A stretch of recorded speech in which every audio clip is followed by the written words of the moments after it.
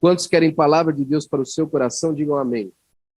Glória a Deus. Abra sua Bíblia comigo no livro do Apocalipse, o livro da Revelação. E nós vamos ler no capítulo de número 1. Apocalipse, número 1, primeiro capítulo. E nós vamos ler do versículo 9 até o versículo 19. Apocalipse 1, do verso 9 ao 19. E diz assim a minha Bíblia e a sua também. Eu, João, que também sou vosso irmão e companheiro na aflição e no reino, e na paciência de Jesus Cristo, estava na ilha chamada Pátimos, por causa da palavra de Deus e pelo testemunho de Jesus Cristo. Eu fui arrebatado no Espírito no dia do Senhor, e ouvi de trás de mim uma grande voz como de trombeta, que dizia: Eu sou o Alfa e o Ômega, o primeiro e o derradeiro. E o que vês, escreve-o num livro, e envia-o às 7 igrejas que estão na Ásia, a Éfeso, e a Esmirna, e a Pérgamo, e a Tiatira, e a Sardes, e a Filadélfia, e a Laodiceia. E virei-me para ver quem falava comigo, e virando-me vi 7 castiçais de ouro, e no meio dos 7 castiçais, um semelhante ao Filho do Homem, vestido até os pés de uma roupa comprida, e cingido pelo peito com um cinto de ouro, e a sua cabeça e os seus cabelos eram brancos como a lã branca, como a neve, e os seus olhos como chama de fogo, e os seus pés semelhante ao latão reluzente, como se tivessem sido refinados numa fornalha, e a sua voz como a voz de muitas águas. E ele tinha na sua destra 7 estrelas, e na sua boca saía uma aguda espada de 2 fios, e o seu rosto era como o sol, quando na sua força resplandece. E eu, quando o vi, caí a seus pés como morto. E ele pôs em mim a sua destra, dizendo-me: Não temas, eu sou o primeiro e o último, e o que vivo e for morto, mas eis aqui estou vivo para todo sempre. Amém. E tenho as chaves da morte e do inferno. Escreve as coisas que tem visto, e as que são, e as que depois destas hão de acontecer. Amém. Glória a Deus. Tome seu assento, por gentileza, em nome do Senhor Jesus Cristo. Essa passagem, irmão, vem como uma tocha de fogo no meu coração durante essa semana.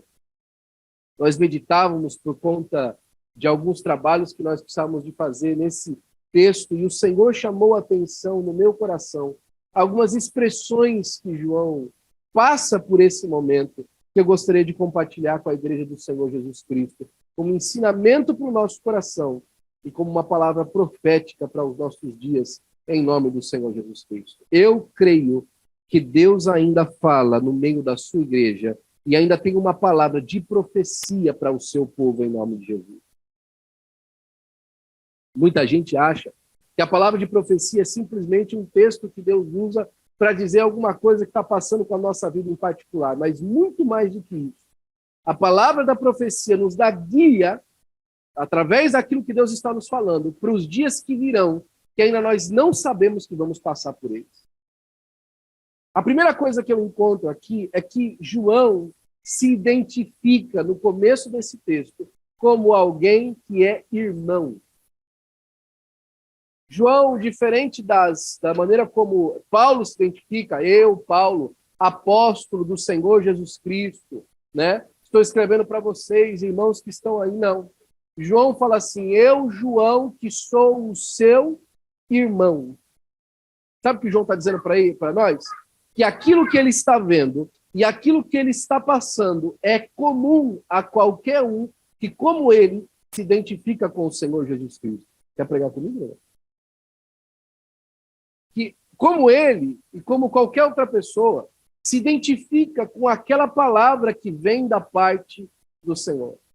João não está dizendo que ele está numa posição superior aos irmãos que estão ouvindo. João não está chamando a atenção para o seu lugar de liderança no meio do povo. Ele está falando, não, João, eu, o seu irmão. Isso para nós serve como um consolo e uma espécie de um convite para a nossa alma.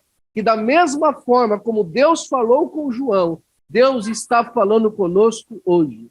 Da mesma forma como João teve condições de ver o sobrenatural e alcançar algo da parte do Senhor, nós também, no dia de hoje, temos para a glória do nome do Senhor, Jesus Cristo. João, vosso irmão, ele apresenta lutas em comum. Ele fala assim, eu sou companheiro nas aflições.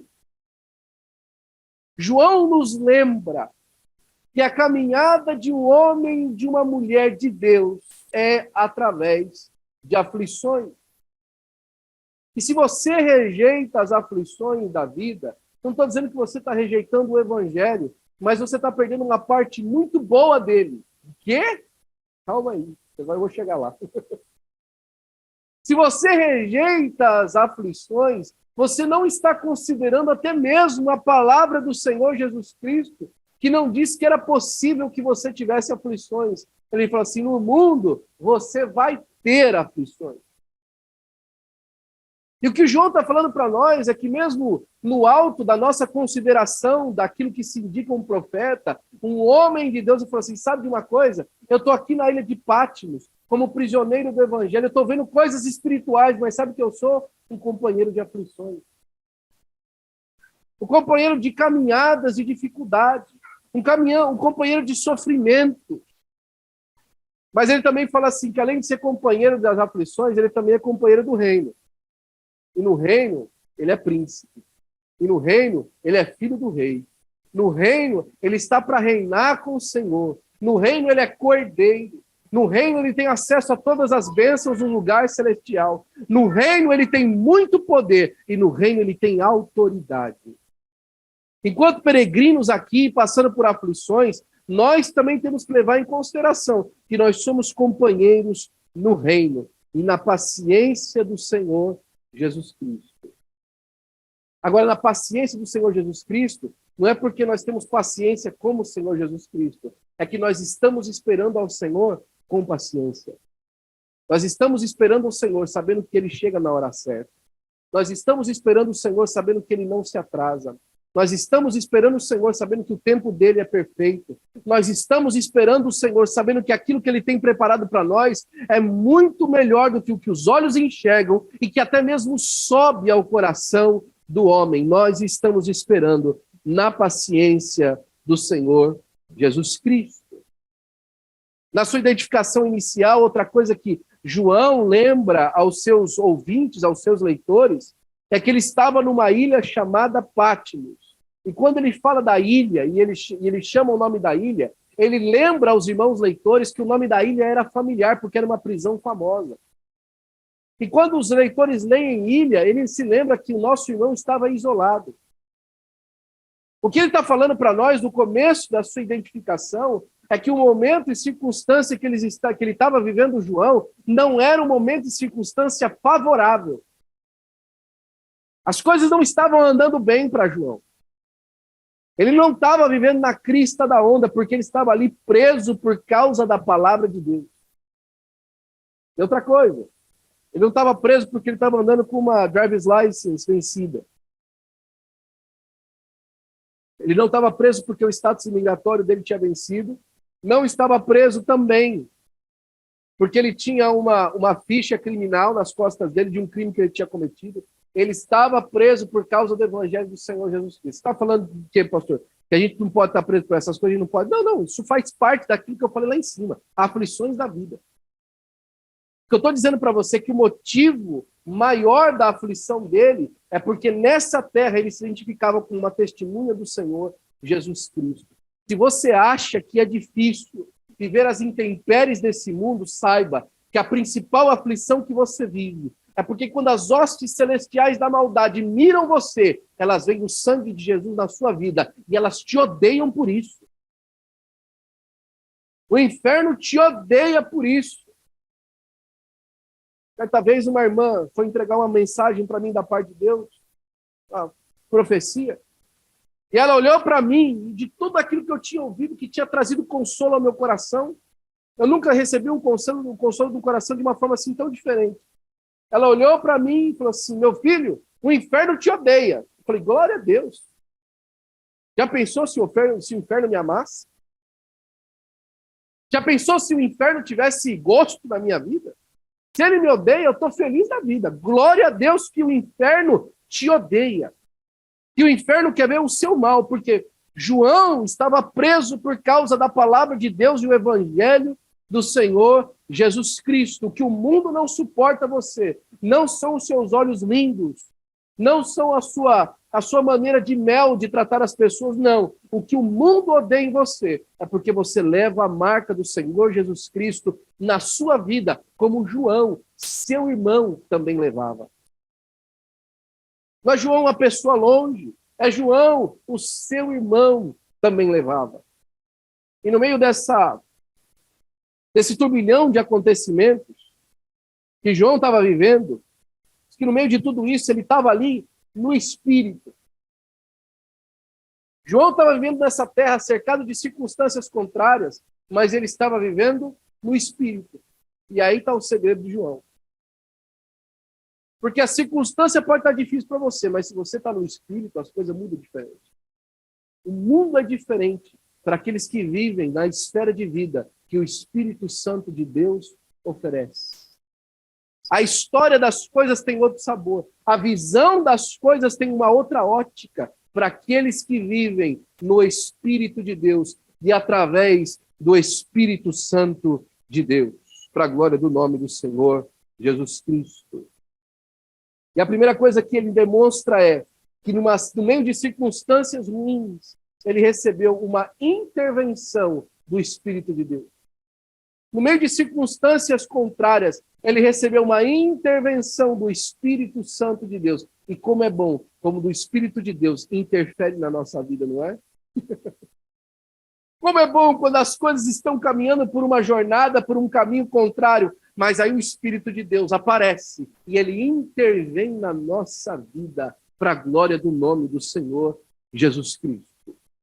E a intervenção do Espírito de Deus na vida de João foi tirar ele daquele lugar e levar para ele enxergar coisas que eram muito mais preciosas. Sabe que nessa vida às vezes faz falta isso? Essa caminhada que nós fazemos na terra, às vezes faz falta desse arrebatamento do Espírito, para a gente parar de ver o nosso dia a dia e começar a enxergar as promessas de Deus na nossa vida. Sabe que isso tira qualquer pessoa de qualquer tipo de depressão, de qualquer tipo de consciência e mentalidade contrária à realidade que ela está vivendo, quando o Espírito de Deus vem e te arrebata e te faz enxergar uma realidade maior do que a sua circunstância. Porque às vezes a nossa circunstância da vida é uma ilusão. Lembra Paulo falando a sua carta aos Filipenses ou a Éfeso, se eu não me engano agora? Ele fala assim, olha, eu estou preso, mas o evangelho está solto. Eu estou preso, mas o evangelho está sendo pregado, até mesmo a guarda pretoriana. Em uma das suas cartas, eu acho que é a carta de Éfeso aí com certeza, ele fala assim, olha, eu vou pedir para vocês, regozijai-vos. Regozijai-vos no Senhor, mais uma vez eu vou falar para vocês, porque é o seguinte, eu estou preso aqui, mas eu estou alegre. Por quê? Porque apesar da circunstância contrária, ele reconhecia a sua vida humana uma ilusão perto das riquezas que ele tinha na pessoa bendita do Senhor Jesus Cristo. E isso não é viver em alienação. Isso não é viver não reconhecendo a vida que você tem. Isso é reconhecer que aquilo que você tem no Senhor é maior do que aquilo que você tem nessa vida, para a glória do nome do Senhor Jesus Cristo. Diga amém, diga glória a Deus, diga aleluia.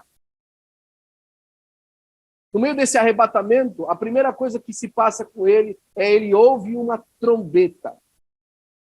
E ouvir a trombeta é muito importante no paradigma bíblico, principalmente profético, dentro daquilo que se entende no hebraísmo, no judaísmo antigamente. Porque quando ele ouve a trombeta, isso significa que alguma coisa vai ser anunciada. É muito importante quando você ouve as trombetas de Deus na vida, porque a trombeta chama a atenção. A trombeta põe pausa naquilo que está acontecendo. Tem hora que Deus coloca trombetas na nossa vida. Sabe como é que chama as trombetas? Às vezes aquela circunstância na sua vida que chama a sua atenção por completa, é Deus chamando a sua atenção na trombeta, ele vai falar alguma coisa. Às vezes é no meio do dia, quando você abre a sua Bíblia e aquele texto aparece, e você começa a botar atenção, aquilo ali é uma trombeta de Deus. Deus vai te falar alguma coisa. Deus vai te chamar a atenção para alguma coisa. Deus vai chamar você a uma conexão mais profunda, a algo que Ele vai colocar na sua vida, na sua mente, que vai mudar a perspectiva pelo qual você está vivendo. As trombetas de Deus são de suma importância para a nossa vida, para a glória do nome do Senhor Jesus Cristo. E após a trombeta, ele passa por algo maravilhoso. Jesus se apresenta. E Jesus se apresenta para ele de uma forma que João nunca tinha visto. João, se esse é o nosso João, o evangelista, João já tinha visto Jesus pregar para mais de 5.000 pessoas. Jesus já tinha visto, João já tinha visto Jesus multiplicar os pães. João já tinha visto Jesus dilacerado pelas chibatadas que ele recebeu.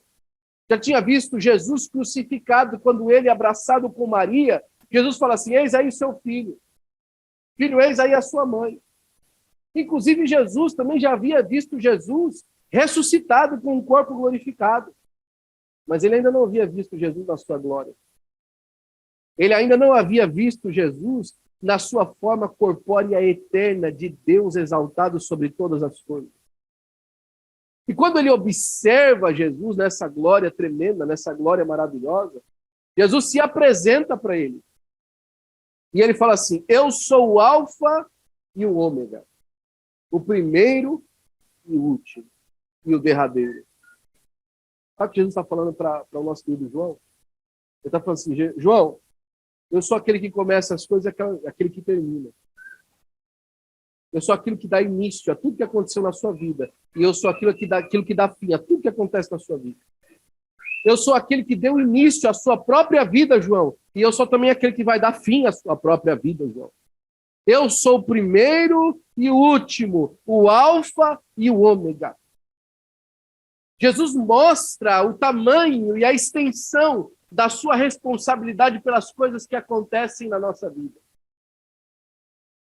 Jesus mostra para João que ele está no controle de todas as coisas. Olha, eu sou o primeiro e o último. E o que vês, escreve-o num livro e envia às igrejas. Isso que você está passando agora, essa sua experiência espiritual de caminhada comigo que você está tendo hoje, esse chamamento que eu estou fazendo você, uma experiência mais profunda, sabe o que você vai fazer com ele? Para tudo que você está fazendo. Pega uma caneta e escreve.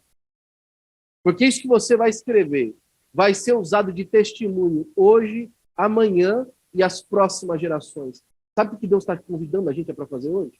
É a gente sair da nossa circunstância, do nosso dia a dia, e entender que Ele está escrevendo através da nossa vida uma história para a igreja do Senhor Jesus Cristo na terra. Às vezes eu acho difícil a gente entender isso. É por isso que eu gosto de chamar aquele exemplo de José, de que cada 10 vezes que eu prego, 12 eu cito ele.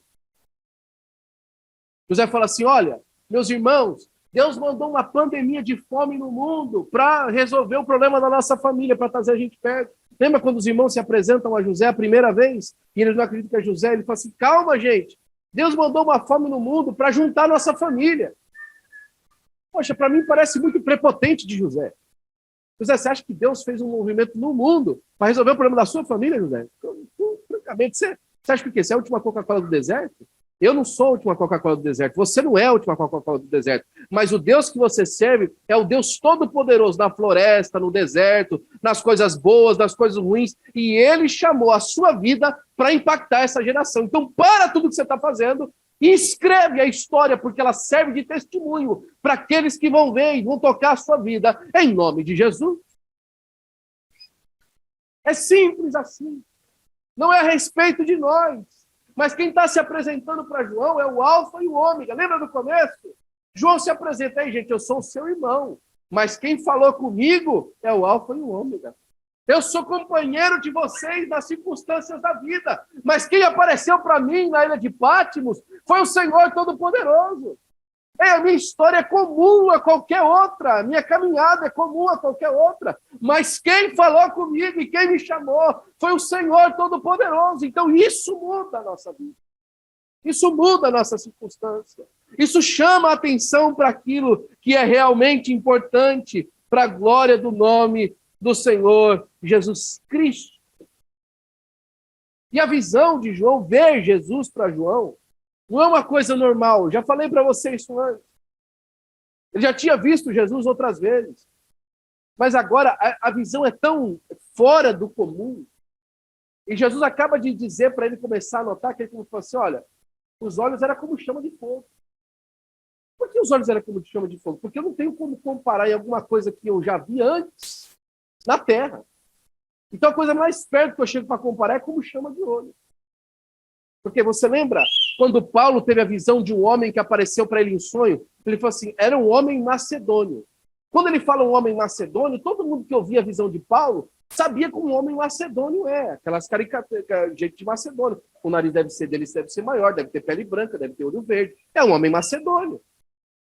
Quando eles falavam dos animais que apareciam na Bíblia, e os animais eram parecidos, olha, o animal ele tinha uma cabeça de ox, tinha uma cabeça de boi. O outro tinha a cabeça de águia. E todo mundo entende que é uma cabeça de ouro, de boi e uma cabeça de águia. Mas agora João nunca viu aquilo na vida.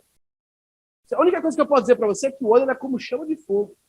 O pé era como latão reluzente, ele estava com a roupa comprida. Sabe o que o João está falando? Assim, eu não tenho como falar para você o quão maravilhoso é ele. Eu não tenho como explicar para você em palavras normais, humanas, o quão maravilhoso é o Senhor Jesus Cristo. Eu só posso demonstrar por comparação, porque através da minha comparação, eu quero que você se sinta chamado, convidado a ver ele também. O meu convite para você é que você tenha vontade de vê-lo também, porque ele é maravilhoso. O seu rosto é como a luz do sol no maior do seu fulgor. Os seus pés como um latão reluzente. Ele está cingido com um cinto de ouro. Ele é maravilhoso em todas as suas formas de se perceber. Eu vi o Senhor, João está chamando a atenção. Eu consegui ver a Deus, ao Senhor Jesus Cristo. E ele começa a falar das atitudes de Jesus. Em primeiro lugar, ele tem 7 estrelas na sua mão. E o número 7, no hebraísmo, mais uma vez, é muito importante. O número 7, daquilo que se apresenta dentro do judaísmo, é o número da perfeição. Mas, na verdade, é muito mais do que o número da perfeição. É o número da completude. 7 significa completo. E não falta mais. Está completo.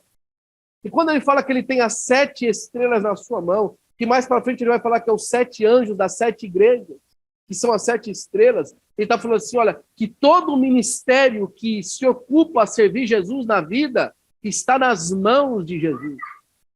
O que ele está falando para nós que estamos servindo a igreja no pastorado é que nós estamos na mão dele. Você está entendendo o que eu estou falando para você? É que eu não estou falando para você aquilo que eu escolhi falar para você essa noite. É que eu me coloquei na mão de Jesus e ele me mandou dizer isso para você. Ele está na mão com as 7 estrelas. As estrelas estão no comando dele. Os pastores estão no comando dele. E vieram hoje nos cultos ao redor do mundo para dizer a palavra dele. Para comunicar a palavra dele. E aí ele continua dizendo que não só as estrelas estão nas suas mãos, mas ele anda no meio dos 7 castiçais. E os castiçais representam as igrejas. E mais uma vez ele põe o número 7. Porque 7, mais uma vez, não é simplesmente um número. Representa os números de maneira completa. Mas é porque eram 7 igrejas, pastor. Sim, eram 7 igrejas justamente por causa disso. Acho que só tinha 7 igrejas na Ásia. Só tinha 7 igrejas na Ásia. As únicas igrejas que tinha na Ásia. Não, tinha muito mais igrejas.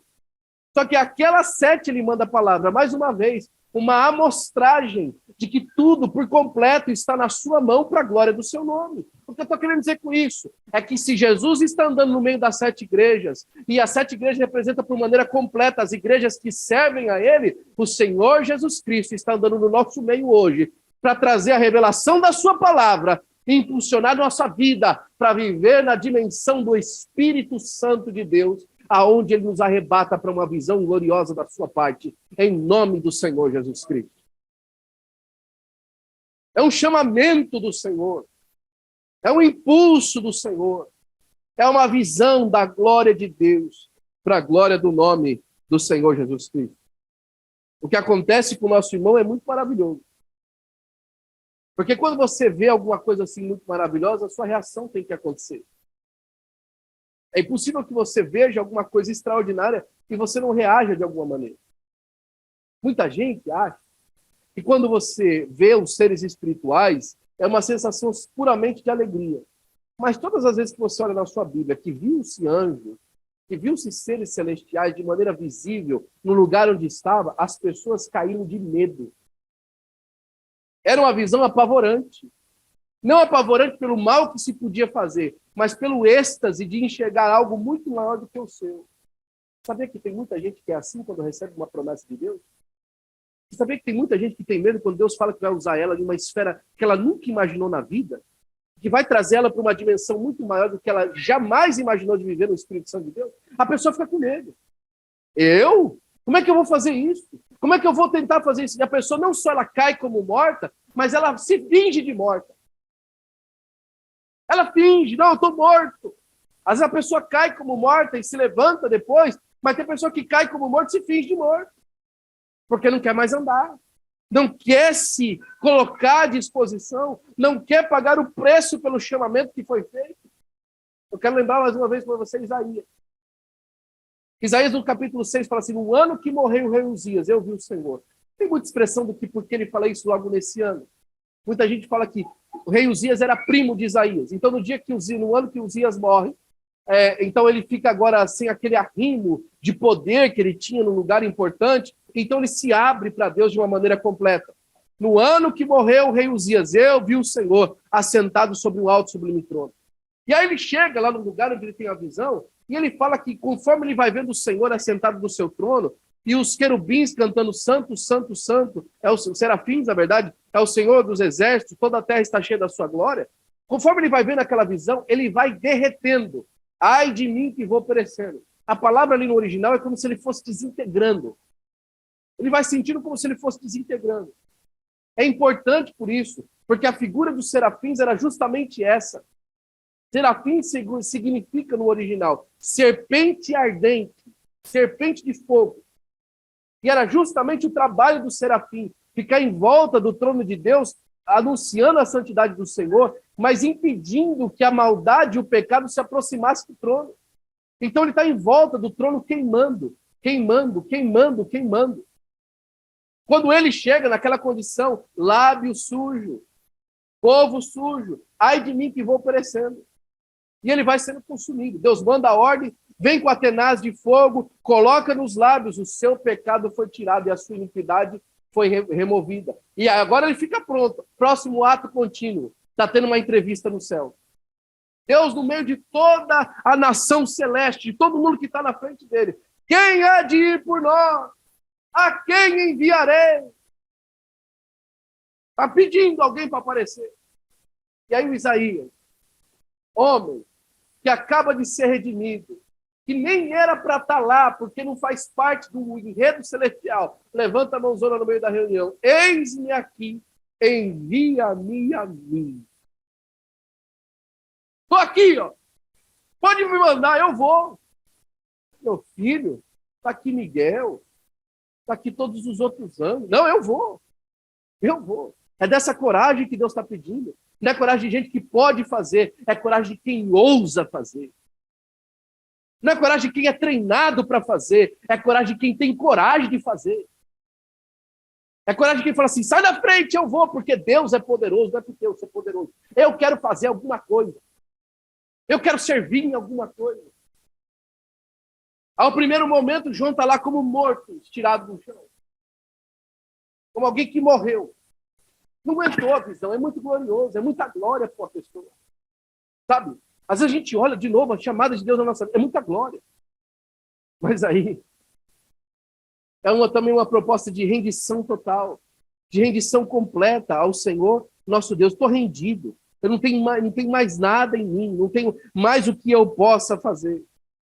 Mas aí ele ouve as palavras do Senhor Jesus, e as palavras do Senhor Jesus mudam a toda a circunstância de uma pessoa. E a primeira coisa que Jesus fala para ele é assim, ei, João, não tema. João, não tenha medo. E vou lembrar para você de novo, que João era um irmão que estava lá em cima. Então, a mesma palavra que Jesus falou para João, Jesus fala para você: ei, meu irmão, minha irmã, não tema, não tenha medo.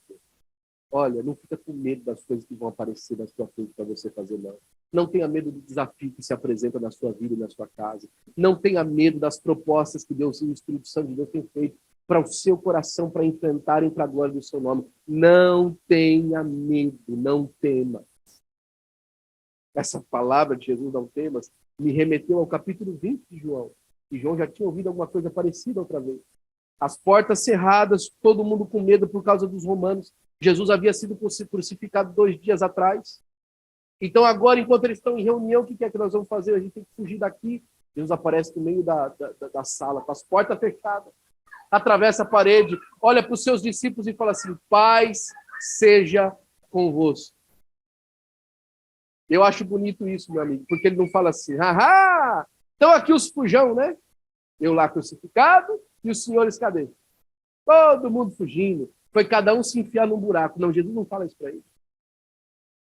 Jesus não chama João: ei, rapaz, sai do chão, rapaz. Tá morto agora? Conversa sua, menino. Eu tô vendo que seu coração tá batendo. A brincadeira, hein? Você aí continuando fugindo do meu propósito. Jesus não faz isso. Da mesma maneira que ele chegou para os seus discípulos e falou assim: ei, Pai seja convosco. Não tá tudo certo. Tá tudo bem, foi pago já. Pai seja convosco não é simplesmente para apaziguar eles, não. É porque ele tinha pago a dívida que era contrária. Lembra da guerra que existia? Que os nossos pecados nos faziam inimigos de Deus. Jesus agora chega no meio dos seus discípulos e fala assim: ó, o acordo de paz foi assinado, viu? Paz seja convosco. Bom, o acordo de paz foi assinado, tá tudo certo, foi pago. Tá tudo pago. Paz seja convosco. E tem a mesma conotação do que ele disse para João na ilha de Patmos: ó, não temas, viu? Eu não estou aqui para vir colocar o pé no seu pescoço. Eu não estou aqui para arrastar você pelo meio da rua. Eu não estou aqui para colocar uma corrente no seu pé, não. Eu vim aqui para que você não tema e você tenha coragem. Jesus está te apresentando hoje um panorama de vida, de algo extraordinário que ele quer fazer na sua vida, não para que você tenha medo disso, mas para que você hoje adquira confiança no Senhor, para a glória do nome do Senhor Jesus Cristo. Não tema. Porque, mais uma vez, ele fala: eu sou o primeiro e o último. Não temas, porque eu sou o primeiro e o último. E o que vivo e fui morto. Mais uma vez ele lembra João: ei, João, você me conhece. Eu me viu morto, mas hoje eu estou vivo. João, você me viu passar pelas coisas mais horripilantes que um homem pode passar. Mas, João, eu estou vivo. Nós conhecemos a história do Senhor Jesus Cristo, que é uma história de um homem santo, justo e bom, que recebeu o pior tipo de castigo, o pior tipo de bandido que existia. É como se Jesus fosse o pior bandido que houvesse naquela época. Foi o seu julgamento, o seu processo e a sua sentença. Nós vimos ele passar por isso por causa de nós. Nós enxergamos isso pela fé através da história que nós lemos. Nós vimos quando ele foi enviado por Pôncio Pilatos para receber as chibatadas, e depois, não suficiente, entregue à morte, morto pelos nossos pecados. Nós sabemos disso. Mas nós também sabemos que ele vive, que ele está vivo para sempre. E ele continua dizendo: eu não só estou vivo, eu estou vivo para sempre. Não vai haver mais um tempo na história em que você vai poder olhar em volta de você e falar assim: será que a entidade que eu estou servindo pode me ajudar? Ela está viva. Eu não estou falando para você aqui de Buda, eu não estou falando para você de Maomé, eu não estou falando para você de Cafúcio, eu não estou dizendo para você de nenhum orixá, eu estou falando do Senhor Jesus Cristo, que vive para todo sempre, para a glória do seu próprio nome. Eu sou o primeiro e último, o que foi morto e vivo para sempre. E ele fala assim: e tenho as chaves da morte e do inferno. E aqui é muito importante. Lembra que João começa dizendo, de todas as suas circunstâncias contrárias: olha, eu sou companheiro das aflições, estou aqui preso por causa do evangelho do Senhor Jesus Cristo. né? Estou aqui preso por causa da palavra de Deus. Estou na ilha de Patmos, isolado. São circunstâncias contrárias. Aí Jesus, nessa palavra, lembra de João qual que era a pior circunstância que o homem podia viver. Sabe qual que é a pior circunstância que o homem podia viver? É estar morto e estar no inferno. Essa é a pior coisa que pode acontecer para alguém. Morrer e ir para o inferno. Lembra de Jesus falando? Olha, lembra de Jesus falando? Assim, olha, não tema o homem, que pode só matar você, matar o seu corpo físico. Tema primeiro a Deus, que pode matar a sua alma e mandá-la para o inferno. Lembra que Jesus falou isso? Essa é a pior circunstância que você pode viver. Não tema as circunstâncias humanas, ele estava falando em outra palavra. Não temos os problemas do dia a dia, não temos as intempéries que a vida pode te oferecer. Tema a Deus primeiro. Porque a pior circunstância que pode te acontecer está no controle dele, que é você morrer e ir para o inferno. Jesus está falando para João, ei, João, está difícil, meu amigo. Só que, ó, a chave do inferno e da morte está na minha mão, viu? A pior circunstância que podia acontecer na sua vida, eu já te livrei, viu, João? Está na minha mão. A chave da morte e a chave do inferno. Para lá você não vai. Dessa morte você não morre. Desse sofrimento você não sofre. Porque ela está na minha mão. E aí lá na frente Jesus fala a respeito das mãos dele, perguntando, e das minhas mãos quem é que pode arrebatar alguma coisa? Falando das suas ovelhas. As minhas ovelhas estão nas minhas mãos, e das minhas mãos, quem poderá arrebatá-las? Quem é que pode tirar da mão de Jesus alguma coisa que ele põe na mão dele? Quem é que pode tirar da mão de Jesus alguma coisa que ele segurou com a própria mão dele? E a palavra de Deus fala que Jesus coloca a sua destra, a sua mão direita sobre João, e fala, João, não temas. A sua mão direita sobre João, e fala, não temas. E aí, por fim, o versículo 19, ele fala assim, olha, agora, João, faz o seguinte, escreve o que tem visto. Começa a lembrar aí dos testemunhos que você já viu Jesus fazendo. Começa a se lembrar aí daquilo que você já viu Deus fazendo na sua vida. Começa a se lembrar da história que Deus já começou a escrever. Olha, escreve o que tem visto. E também escreve as coisas que são. Escreve como é que está hoje. Fala como é que está hoje. Começa a escrever como é que está hoje. Começa a pôr no papel aonde as suas circunstâncias, aonde a sua vida está hoje, as coisas que estão dispostas aos seus olhos para enxergar hoje. As que são físicas e as que são espirituais. Mas aí ele faz um desafio ainda maior. Mas também você vai escrever as coisas que ainda hão de ser. As coisas que estão diante dos seus olhos, patente aos seus olhos, mas as coisas que ainda hão de ser. O que você quer dizer com isso, pastor? Começa a escrever aquilo que Deus falou que vai fazer com a sua vida. Começa a escrever. Falta coragem, às vezes, não falta? Parece que a prepotência é sua começar a escrever o que Deus vai fazer. Comece a escrever o que Deus vai fazer. Anote o dia e anote a hora que o Senhor está dizendo isso para você. Comece a escrever as coisas que Deus disse que vai fazer com a sua vida, porque Ele vai para a glória do seu nome. Eu quero mais uma vez, eu estou terminando a palavra, que você se lembre de João como um irmão comum de sofrimento nas mesmas coisas, porque não é a respeito de você, é a respeito de quem apareceu para você. E ao Senhor Jesus Cristo.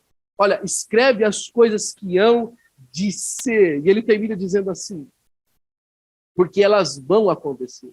As coisas depois destas, elas hão de acontecer. Não é talvez elas vão acontecer, elas vão acontecer. Não é se der certo, se funcionar, ou como diz no português chulo da zona leste de São Paulo, se pá, se der, se rolar, se funcionar. Não, não, elas vão acontecer. É palavra de Deus, é o Senhor Jesus Cristo dizendo, é o Espírito Santo. Só que só pode ver isso se você estiver vivendo na esfera do Espírito Santo.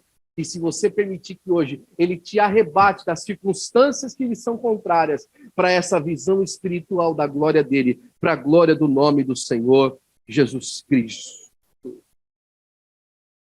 Eu quero terminar nesses próximos minutos fazendo 3 aplicações bem rápidas para você em tudo aquilo que eu já apliquei. A primeira coisa é que não importava o lugar onde João estava. Não importava em que fase da vida que João estava. Não importava a circunstância humana que João estava vivendo. Importava o jeito que o coração de João e a visão espiritual de João estavam. Onde a alma de João havia sido depositada para confiar em Deus. Isso era mais importante. Não importa se hoje as circunstâncias são contrárias naquele ambiente ou naquele outro ambiente. O que importa hoje é onde você decidiu depositar a sua alma. Ou ela vai estar no Espírito Santo de Deus, ou ela estará mergulhada nas circunstâncias contrárias da sua vida. Onde é que ela vai ficar? João podia olhar na ilha de Patmos e chutar o bode e falar assim, quer saber? Ah, para com isso, rapaz. Esse negócio de ficar servindo a Deus, essa canseira de estar servindo a Deus, e as coisas continuam a mesma coisa. Eu estava vivendo em Éfeso, agora estou num lugar pior ainda, na ilha de Patmos. Adiantou alguma coisa? Mas Jesus não apareceu para ele em Éfeso. Jesus não apareceu para ele em Jerusalém. Jesus não apareceu para ele quando ele estava na corte com o rei, com César. Jesus apareceu para ele, a hora que ele estava trancafiado, numa cela lá em Patmos. Não importa onde seja a sua circunstância, o que importa é onde você deposita a sua alma para ser guiado pelo Espírito para a glória do nome do Senhor Jesus Cristo. As transições da vida vão acontecer, mas o que importa é onde você coloca o seu coração. Paulo falando das dificuldades de viver na carne, de viver no Espírito para a igreja de Gálatas, falando da dificuldade que havia um monte de contenda no meio deles por causa disso. No versículo 16 do capítulo 5, antes de ele começar a falar dos frutos do Espírito, ele fala assim, andai em Espírito, e não cumprireis as concupiscências da carne, os desejos desenfreados da carne. Andai no Espírito, andai naquilo que é o Espírito Santo de Deus. Sabe o que vai acontecer com você quando você fizer isso? As coisas que lhe chamam a atenção nessa vida, de você tentar fazer as coisas com a sua mão, concupiscência, desejo desenfreado. Aquela circunstância que vem contrária, meu irmão, você fala assim, não, deixa eu ajeitar isso aqui, deixa eu colocar isso aqui no lugar. E não é para você fazer. Quando você anda no Espírito, e você vê as circunstâncias se fechando na sua frente, você fala assim, Deus vai fazer alguma coisa. Eu estou confiando em Deus. Porque ao você colocar a mão, você tirou a sua atenção. Ao você colocar a sua mão, você tirou da mão de Deus e colocou na sua. Você lembra da batalha de Gideão nos 300? Você lembra porque os últimos não foram aceitos? Foi por causa que eles não sabiam batalhar? Não. Foi porque eles eram covardes? Também não. Foi por causa do jeito que eles bebiam água. O que isso tem a ver? Porque um pegava água e colocava na boca, o outro enfiava água para dentro. É muito simples.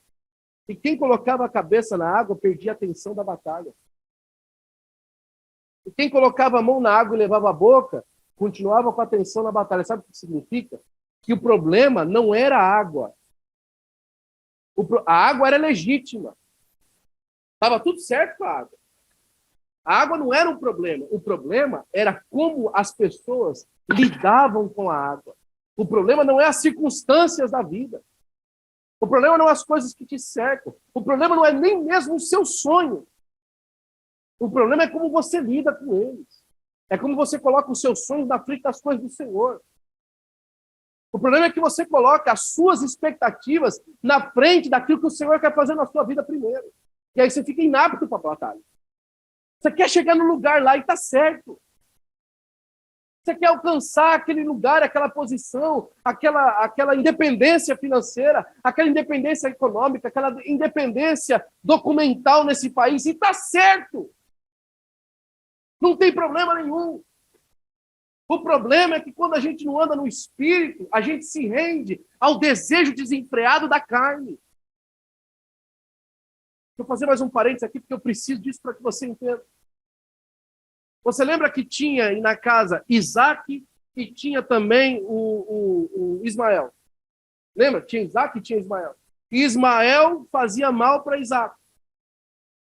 O problema, os dois eram filhos de Abraão. Você lembra que aí Deus fala assim para Sara, fala assim, ó, manda essa mulher, esse menino embora. Foi a segunda vez que Sara quis que a mulher fosse embora. Da primeira vez, Deus mandou a mulher voltar. A mulher teve um filho, agora a criança estava grande. Isaac nasceu. E aí ela pede de novo. Ô, Abraão, manda esse menino embora. Eu quero esse menino, essa mulher vai embora. E Abraão sente no coração, porque era filho dele. Aí ele vai falar com Deus, Deus fala assim, Abraão, ouve essa mulher, manda esse menino, essa criança embora, porque eu vou cuidar dele. Agora que interessante. Na mesma carta de Gálatas, Paulo compara a Sara ao espírito e a Agar à carne. E, por consequência, os frutos do espírito são Isaac. E os frutos da carne são Ismael. E a gente vê que eles combatem entre si. É uma analogia linda que ele faz da Bíblia. É como se Abraão fosse a alma, a Sara fosse o espírito e Agar fosse a carne. Agora, olha que interessante. Quando você vai para Gênesis e você vê que Abraão expulsa a Agar de casa, o que Deus faz com o menino no meio do deserto? Cuida do menino. Assim a gente fala assim, se eu voltar para o espírito, o que vai acontecer com a minha carne? Aquilo que a carne precisar para subsistir, para continuar cumprindo a promessa de Deus na sua vida, ele cuida. Tinha água para o menino, tinha pão para o menino, a carne estava sendo guardada diante daquilo que era mais importante para o espírito. E é isso que falta. Você acha que João não queria estar num lugar melhor? Por favor. Seria loucura na nossa cabeça não pensar nisso. Você acha que João não gostaria de estar num lugar mais arejado? Você acha que ele gostaria de estar num calabouço, numa prisão mofada? Claro que não. Mas, mais uma vez, lá o Espírito de Deus levou ele a um lugar que nenhuma prisão podia segurá-lo. Eu não estou dizendo para você que você vai para a cadeia, não é isso que eu estou dizendo para você, não. O que eu estou dizendo para você é que, andando no Espírito, Deus vai cumprir aquilo que tem para a sua vida de uma maneira muito mais gloriosa. E quando você chegar lá, você vai olhar para trás e falar assim, foi Deus que fez. Foi Deus que me levou pelo seu Espírito, foi Ele que me fez alcançar, foi Ele que me fez chegar além, foi Deus que me ajudou. Porque eu vi Ele de uma maneira gloriosa. Fora do Espírito, tudo é muito natural, mas no Espírito, Jesus ministra a sua vitória em nós. Fora do Espírito, a vida é uma continuidade de coisas, mas no Espírito, irmão, coisas extraordinárias se apresentam para a glória do nome de Jesus. Fique de pé, por gentileza, eu quero orar por você. Aleluia. Glória ao teu nome, Jesus. Aleluia. O Senhor está aqui de uma forma muito especial hoje, meu irmão e minha irmã. O Senhor veio aqui de uma forma muito extraordinária hoje. Para renovar a nossa vida no meio de uma circunstância contrária. Para renovar a nossa vida no meio de questionamentos sobre para onde nós estamos indo. Hoje, no meio dessa circunstância contrária, o Senhor Jesus, pelo seu Espírito, vai falar como falou para João, lá na ilha de Patmos, no capítulo 4. João, sobe aqui. Deixa eu te mostrar algumas coisas aqui que vai acontecer. E você vai anotar elas para a glória do nome do Senhor Jesus Cristo. Se Jesus te chamou hoje a uma vida mais profunda com Ele, em algumas áreas da sua vida, eu queria orar por você. Eu gostaria que você viesse à frente e se ajoelhasse aqui. Eu quero orar por você. Eu acho que ninguém aqui pode ficar constrangido quando o Espírito de Deus já expôs todas as nossas entranhas dessa forma para a glória do nome de Jesus. Nós estamos dispostos diante de Deus. Não há nenhuma circunstância na nossa vida que o Senhor Jesus Cristo não esteja vendo, que Ele não esteja já conhecendo e que Ele não queira colocar a sua mão para a glória do seu nome. Jesus vai nos dar vitória através do seu Espírito para vivermos coisas maravilhosas em Deus para a glória do nome de Jesus. Renova-me, Senhor Jesus, já não quero ser igual. Renova-me, Senhor Jesus, põe em mim teu coração, porque tudo que há dentro de mim necessita ser mudado, Senhor, porque tudo que há dentro do meu coração necessita mais de ti. Nós vamos orar, e nessa oração eu gostaria que você incluísse também o nosso querido irmão, pastor Eduardo e a irmã Jéssica, que estão com Covid, não puderam vir semana passada, a irmã Jéssica ainda está com Covid também, que você colocasse eles nessa oração em nome de Jesus. Pai, nós apresentamos, ó Pai, os seus filhos em nome de Jesus, que vieram à frente, Senhor, apresentar as suas vidas para a glória do teu nome, Senhor. O Senhor sabe, o Senhor conhece, Pai, é o Senhor quem chama e é o Senhor quem faz.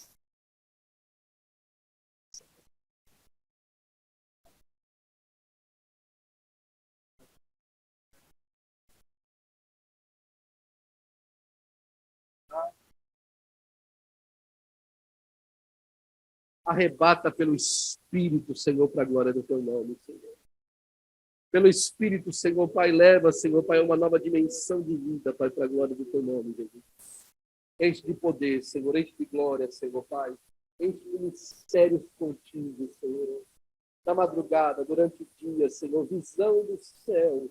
Visão, Senhor, Pai, das coisas espirituais e celestes, para a glória do teu nome, Senhor. Liberdade em ti, Senhor, Pai. Libertação em ti, Senhor, para a glória do teu nome, Senhor.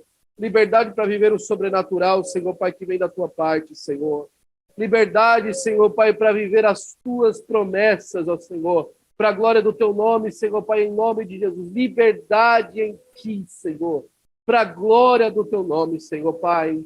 Faz, ó Senhor, Pai, com que o ermo se torne um rio, Senhor, caudaloso, cheio de água, cheio de peixes, ó Senhor, para uma pescaria extraordinária nesses dias, ó Pai, para a glória do teu nome, Senhor. E nós te pedimos assim, Senhor, em nome de Jesus. Em nome de Jesus. Porque tudo que há dentro de mim